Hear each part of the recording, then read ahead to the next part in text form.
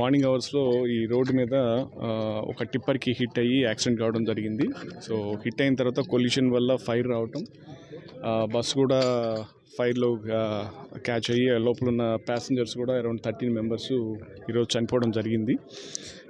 దీనికి సంబంధించి మనకు అరౌండ్ 6:10కి అట్లా కాల్ వచ్చిన వెంటనే మా సంబంధిత అధికారులు ఇన్స్పెక్టర్ డివైఎస్పీ గారు ఇమీడియట్గా సీన్కి వచ్చి అంబులెన్సెస్ అన్నీ కూడా మనం అరౌండ్ 23 మెంబర్స్ దాకా హాస్పిటల్కి కూడా షిఫ్ట్ చేయడం జరిగింది. హాస్పిటల్లో ఉన్న వాళ్ళు ఒకరిద్దరికి కొంత ఫ్రాక్చర్స్ తప్పితే మిగతా వాళ్ళ కండిషన్ అంతా కూడా బాగానే ఉంది.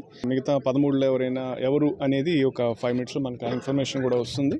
వచ్చిన వెంటనే మనం ఆ సంబంధిత ఫ్యామిలీస్ అందరికీ కూడా ఇన్ఫామ్ చేసి ఇంకా ఫర్దర్గా ఏమి ప్రొసీజర్స్ ఏం ప్రాసెస్ మనం చేయాలో అది దాని ప్రకారం చేయడం జరుగుతూ ఉంది.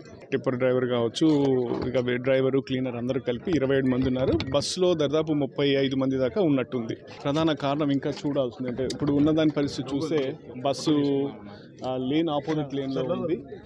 ఇంపాక్ట్ కూడా బస్సు టిప్పర్ వెనక వైపు నుంచి హిట్ చేసినట్టుంది. కాబట్టి టెక్నికల్గా ఎలా జరిగింది అనేది కొంచెం మనం ఇంకా విశ్లేషించాల్సిన అవసరం ఉంది. దాని ప్రకారం మనకు తెలిసిన వెంటనే అది కూడా మీకు తెలియజేయడం జరుగుతుంది.